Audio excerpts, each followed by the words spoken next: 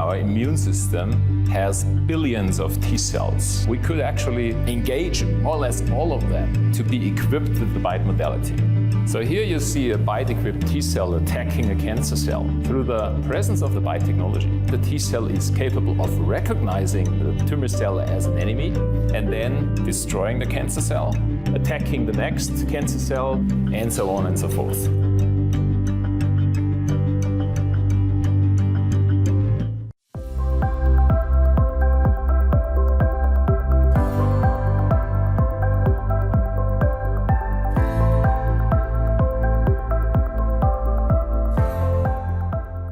Azacitidine is our FDA-approved treatment for high-risk MDS patients. And this overall, when you look across study to study, provides a median overall survival of about 15 months. And it's variable depending which study you look at. And that's one of the more recent rates that was reported. And so we think that we could do better. And very fortunately, we got the chance to learn from the AML patients. When this drug, azacitidine, is combined with the oral BCL2 inhibitor Venetoclax in frontline AML therapy for those that cannot get intensive chemotherapy, either due to comorbidities or to older age. We saw that the combination of azacitidine plus Venetoclax resulted in greater than a twofold higher response rate.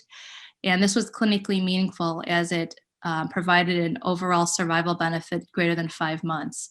And this was demonstrated in the randomized phase 3 clinical trial that led to also the FDA approval of this combination.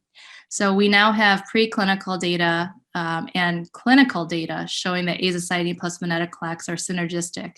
And so this same combination was tested in high-risk MDS patients, but at a reduced dose schedule for Venetoclax. And here in this presentation, we demonstrate the safety and efficacy showing similarly exciting results.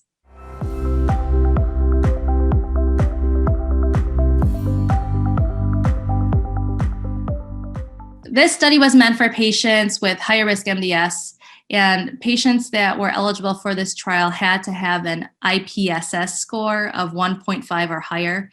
And they otherwise could not have received prior MDS-directed therapy.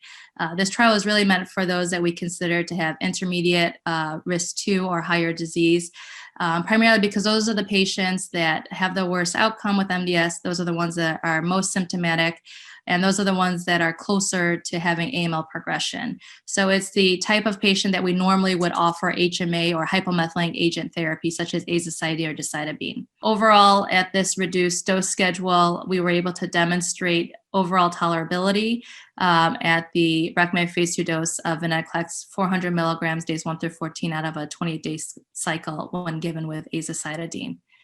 In terms of the adverse events that we noted on trial, the most common were cytopenias. Febrile neutropenia was at a rate of 49%. Notably, prophylactic antibiotics were required for everyone for at least the first cycle. Antifungal prophylaxis could be given per institutional standards. And as a consequence, despite the cytopenias and the fevers, the rate of actual infection was low, and that was really remarkable. And in terms of the 30-day mortality rate, it was similarly low at 1%. So we were pleased to see that.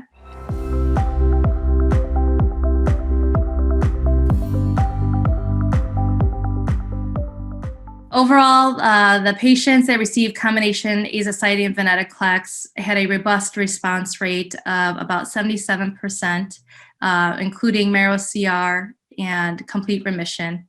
And these were clinically meaningful. Also, when looking at the recommended phase 2 dose cohort, the overall response rate was a little bit higher at 84%. 2/3 of the patients become transfusion dependent. Just over 20% are able to be consolidated with an allogeneic transplantation. And the responses were meaningful, and I say that because when we look at the estimated overall survival, it looks really robust.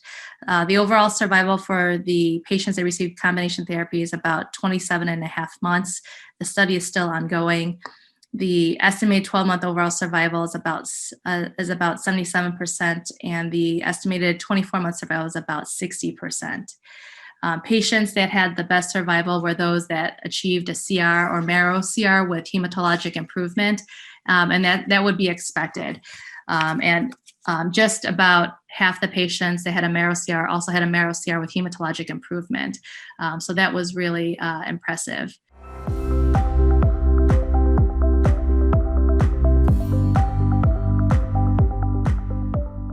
In terms of the information available for the phase 3 trial, which is now launched, the Verona study has moved forward and will be testing the combination of azacitidine plus venetoclax versus azacitidine plus placebo in a randomized double-blinded fashion with the primary endpoint of response rate plus overall survival. And so this trial is really trying to change the standard of care, which is generally azacitidine or decitabine for patients with higher risk MDS syndrome. The patients that will be eligible for the phase 3 clinical trial are very similar to the population that was studied in the phase 1b setting.